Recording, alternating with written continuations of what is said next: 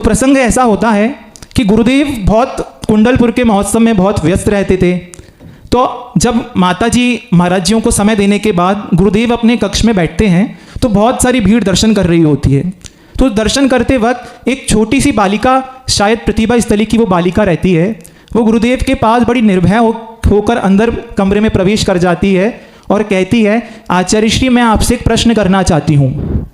अब वहाँ पर 3-4 महाराज जी खड़े थे, उनमें हम भी वहीं पर थे। तो महाराज जी लोगों ने उनको रोकना चाहा बेटी को।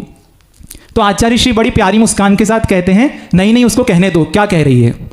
तो वो आचार्य श्री जी से क्या पूछती है कि गुरुदेव आचार्य श्री जी आप मुझे 5 पक्षियों के नाम बताइए जो पेड़ पर बैठते हैं। हम लोग दंग रह गए, जिन गुरुदेव के सामने सहजता से बोलने में भी एक शब्द निकालने में कठिनाई होती है और वो बच्ची इतनी निर्भयता के साथ बात कर रही है। तो गुरुदेव देखिए गुरुदेव क्या कहते हैं। गुरुदेव कहते हैं तोता, मैना, चिड़िया। इतना बोला ही था कि वो बच्ची कह देती कि आचार्य श्री ये नहीं, गलत है। तो आचार्य श्री कहते हैं कि आप बताइए क्या सही है। तो क्या बोलती है वो, चिड़िया, चिड़िया की मम्मी, चिड़िया के पापा, चिड़िया के भैया, चिड़िया के दीदी। अब आचार्य महाराज जैसे ही इस प्रसंग को सुनते हैं, आचार्य श्री का चेहरे पर फुल 360 डिग्री वाली जो हंसी होती है, आचार्य श्री की आंखें और आचार्य श्री पेट पकड़ के हंसने लगे और उन्होंने बढ़िया अच्छे से आशीर्वाद देके वो बच्ची चली गई। 2 दिन निकले, कुछ मुनि महाराजों का बाहर दिल्ली इत्यादि से प्रवेश हुआ। तो आचार्य महाराज की उन लोगों ने वंदना की और सब गुरुदेव के कक्ष में जाकर सारे मुनि महाराज, फुल हाउस मुनि महाराजों से भरा हुआ था। तो अब आचार्य श्री कहते हैं कि आप लोग बहुत अध्ययन इत्यादि करते हैं, हम आपसे एक प्रश्न पूछें।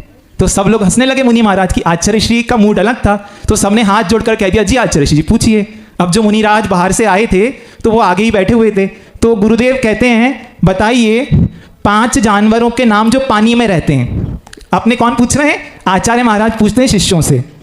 तो सब हंसने लगे कि ये कैसा प्रश्न है। तो तब भी आचार्य श्री ने कहा, बताओ बताओ, सुने तो आप लोगों का ज्ञान कितना है।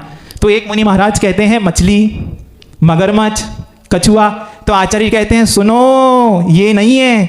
तो सब बोलते हैं जी आचार्य श्री आप बताइए। तो फिर गुरुदेव क्या कहते हैं, मछली, मछली की माँ, मछली के पिताजी, मछली के दादाजी, मछली की दादी, और एक और चीज गुरुदेव ऐसे करते हैं, मछली के गुरुजी। अब प्रसंग यहां पर गुरुदेव का सुनते हैं। आचार्य परमेष्ठी का गुण होता है अप कोदुहल्लो। कहते हैं कि आचार्य महाराज के सम्मुख जब नए नए शिष्य आते हैं तो शिष्यों की भैयावृत्ति करने के उद्देश्य से जो गुरु होते हैं वो थोड़ा सा हंसी, ताकि हमारे शिष्य के अंदर वो प्रशस्तता बन सके। तो गुरुदेव इस प्रकार का माहौल था। लेकिन अब गुरु जी की भैयावृत्ति प्रारंभ हो जाती है। अब देखते हैं कि आचार्य श्री सारे शिष्यों से बहुत हंस हंस कर उनको निहार रहे हैं अच्छे से, बड़ा वातावरण प्रशस्त रहता है। इतने में देखते हैं कि आचार्य श्री महाराज एकदम शांत हो जाते हैं। तो मैं आगे ही बैठा हुआ था, तो मैंने 2-3 महाराज जो बड़े महाराज जी लोग थे, मैंने पूछा कि आचार्य महाराज इतने शांत और एकदम इतने गंभीर कैसे हो गए। तो पास में जो पूज्य निरापक श्री संभव सागर जी महाराज जी थे, तो वो मुझसे कहते हैं कि निर्लेप सागर जी महाराज जी आज की बात नहीं है, वर्षों की बात है, आपने पीछे देखा नहीं कमरे में अभी कौन आया। तो मैंने कहा नहीं, दृष्टि नहीं पड़ी। तो बोलते हैं आपके बड़े महाराज पूज्य मुनिवर श्री समय सागर जी महाराज अभी कक्ष में आकर बैठे हैं। आचार्य समय सागर जी महाराज जी आखिरी में आकर बैठ गए। अब बड़े महाराज जो गुरुदेव आचार्य श्री हैं वो कुछ भी नहीं, एकदम उन्होंने अपना सर नीचे झुका रखा है और एक भी शब्द नहीं बोल रहे। तो अब मेरे अंदर बहुत उत्कंठा आ गई कि आखिर ये कैसे हो सकता है कि जिनके अंदर सम्यक दर्शन का गुण उत्कृष्ट है, जिनका चारित्र इतना अच्छा है, जिनकी चारों ओर स्वाध्याय तत्व चर्चा, हम तो शास्त्रों में पढ़ते हैं कि प्रमोद भाव का अर्थ क्या होता है कि जिसके अंदर गुण होते हैं, जिसके अंदर सम्यक का गुण है, सम्यक दर्शन है, सम्यक चारित्र है, उसको देखकर तो आंखें खिलनी चाहिए और चेहरे पर मुस्कान आनी चाहिए। लेकिन गुरुदेव तो इनको देखकर एकदम कोई रिएक्शन ही नहीं दे रहे। तो अब मेरे अंदर ये जिज्ञासा बन गई। तो अब मैंने गुरुदेव पूज्य संभव सागर जी महाराज जी और 2-3 महाराज जी थे, तो मैंने कहा आप इस शंका का समाधान कीजिए कि आचार्य महाराज जब भी समय सागर जी महाराज जी कक्ष में आते हैं तो एकदम शांत और इतने गंभीर क्यों हो जाते हैं। तो उन्होंने कहा देखते हैं दोपहर में अपन देखो इस विषय को निकालेंगे। तो अब दोपहर को जब सारे महाराज जी लोग बैठे हुए तो पूज्यवर महाराज, एक महाराज श्री जो आचार्य श्री से अच्छे से खुलकर बात कर सकते थे, तो उन्होंने कहा कि आचार्य श्री जी आपने इन 50 वर्षों में सैकड़ों दीक्षाएं दी हैं, तो जब आपके सामने दीक्षा का प्रसंग आता है तो आप इन मुनिराजों के और माताजियों के नाम कैसे रखते हैं, क्या सोचते हैं। तो उन मुनि महाराज ने सबसे पहले पूछ लिया कि इन आरिका का नाम आपने कैसे रखा। तो आचार्य श्री ने उसका कुछ उत्तर दिया। फिर पूज्य महाराज श्री ने पूछा कि आपने योग सागर जी महाराज जी, नियम सागर जी महाराज आदि महाराज जी के नाम कैसे रखे। तो आचार्य श्री कहते थे कि सामायिक के काल में मैं बैठता था और जो गाथा या चिंतन इत्यादि बनता था तो वो नाम उस समय हो जाता था। आचार्य श्री ने ऐसे बताया। तो फिर धीरे से महाराज जी ने पूछ लिया कि आपने समय सागर जी महाराज का नाम रखते समय क्या सोचा था। अब जैसे ही समय सागर जी महाराज का नाम बोला, गुरुदेव उतने ही गंभीर, और मैंने अपनी आंखों से देखा आचार्य श्री ने अपने दोनों हाथ ऐसे जोड़े। ये प्रसंग 2022 का है। उन्होंने अपने हाथ ऐसे जोड़े और अपने सर पर रखकर कहते हैं कुंद कुंद देव। ब्रह्मचारी अवस्था से क्षुल्लक अवस्था में जिन गुरुदेव को, जिनमें कुंद कुंद देव के दर्शन होते हैं। कुंद कुंद देव नाम कोई सामान्य नाम नहीं है बंधुओं, ये वो नाम है। आज आप किसी भी जिन शासन में, भारतवर्ष में किसी भी प्रतिमा को देख लेना, उस प्रतिमा के ऊपर लिखा रहता है कुंद कुंद आमनाए। आप मंगलाचरण करते हैं, मंगलम भगवान वीरो, मंगलम गौतमो गणी, मंगलम कुंद कुंद आर्यो जैन धर्मोस्तु। कुंद कुंद को जिनको सर्वमान्य आचार्य माना है, गुरुदेव श्री विद्यासागर महाराज कहते हैं कि मुझे समय सागर जी महाराज में कुंद कुंद देव झलकते हैं। तो कोई कहेगा क्या ऐसा स्पष्ट कहा? नहीं, प्रसंग जब चल रहा था उन्होंने हाथ जोड़ लिए, और मैं आज भी उस भाव भूमिका को भूल नहीं सकता। आचार्य श्री की आंखें और उनका जो चेहरा था उसमें जो आस्था थी। हम हमारे गुरुदेव को कहते हैं कि हमारे गुरुदेव इन 50 वर्षों में सर्वश्रेष्ठ गुरुदेव थे। हर व्यक्ति कहता है कि मेरे गुरु विद्यासागर जी महान हैं, लेकिन पूछो उन गुरु से, गुरुदेव विद्यासागर महाराज के हृदय में यदि किसी शिष्य के प्रति आस्था थी, यदि किसी शिष्य के प्रति विनय था, तो उनका नाम आचार्य गुरुदेव श्री समय सागर महाराज है।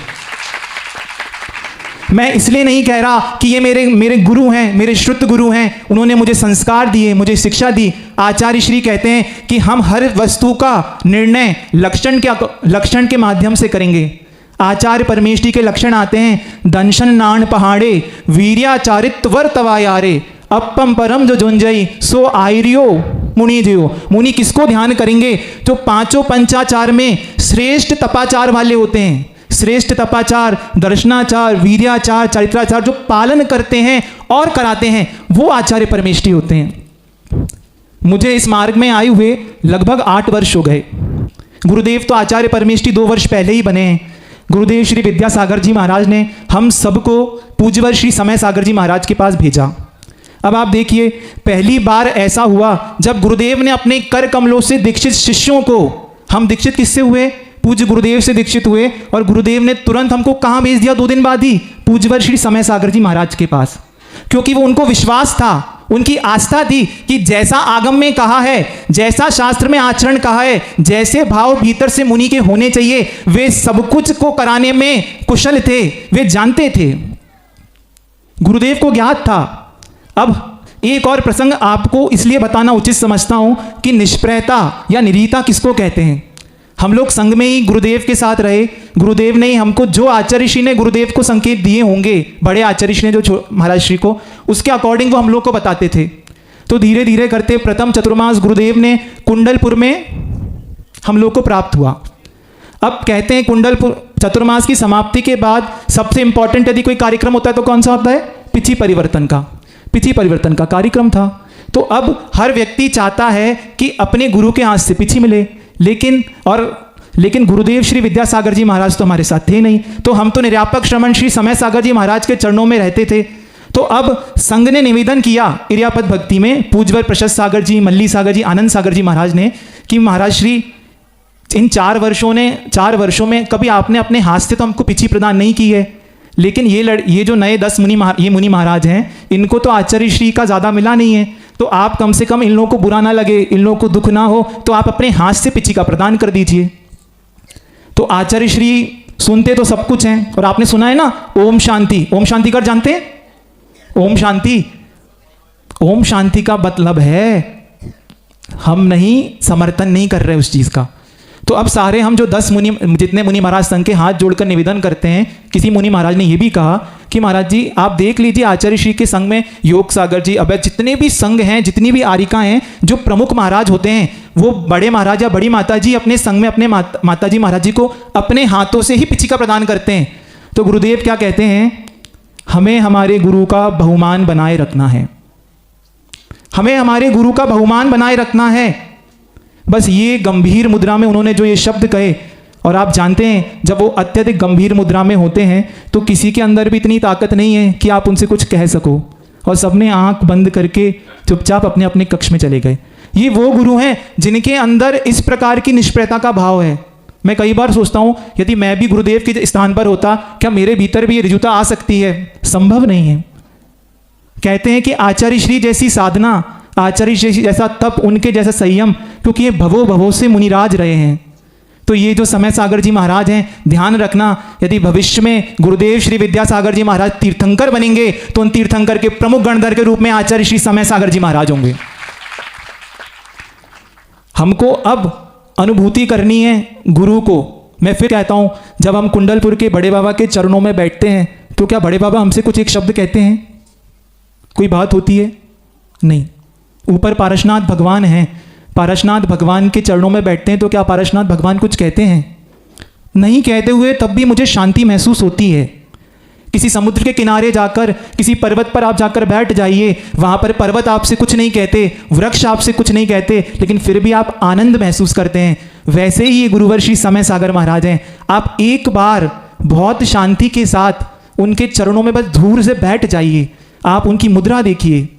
दृष्टि संयम, शास्त्र कहते हैं दृष्टि संयम, जिनकी दृष्टि हमेशा नीचे की ओर रहती है, उनके शरीर से शांति के परमाणु निकलते हैं। ऐसा एक्सपीरियंस मैं नहीं, सैकड़ों लोग कहते हैं कि जब आप समय सागर जी महाराज के पास जाकर बैठेंगे, शांत होकर बैठेंगे, आप महसूस करेंगे आपके अंदर वो शांति की अनुभूति होगी। हमें धर्म के मर्म को समझने का प्रयास करना है। धर्म सिर्फ दिखावे का, बोलने का। हमें क्या लगता है यदि मैंने गुरुदेव को नमस्कार किया तो गुरुदेव मुझे मुस्कान दें, आता है भाव? यदि मैंने गुरुदेव को नमस्कार किया तो गुरुदेव कम से कम मुझे देख तो लें। यदि गुरुदेव को मैंने नमस्कार किया तो कम से कम हाथ उठाकर तो आशीर्वाद दे दें। यदि मैंने गुरुदेव को देखा तो कुछ बोल तो लें। ये जो भी हमारे भीतर इच्छा है, ये सम्यक इच्छा नहीं है। जैसे बड़े बाबा के सामने हम जाकर नमस्कार करते हैं और शांति का अनुभव करते हैं, वैसे ही गुरु के चरणों में जब बैठो बस नमस्कार करके शांति का अनुभव करो। क्यों? क्योंकि शांति मेरी आत्मा का एक गुण है। आप यदि शांति महसूस नहीं कर रहे हैं, अशांति महसूस कर रहे हैं, तो ध्यान रखना हम हमारे स्वभाव से बहुत दूर हैं। पुरुषार्थ, अब जो कुछ देखो अंतर कितना होता है।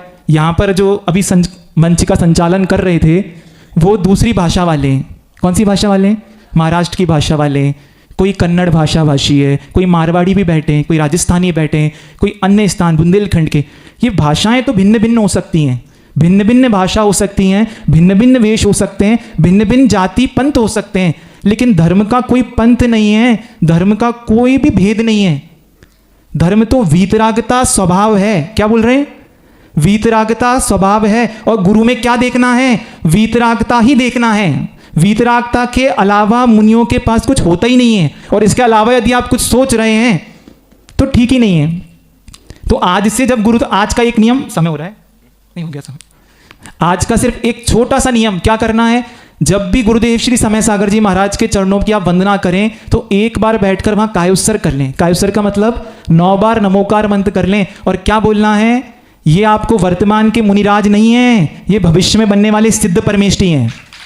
कौन है? ये वर्तमान के मुनिराज दिख रहे हैं मंच पे, और आगे कौन है?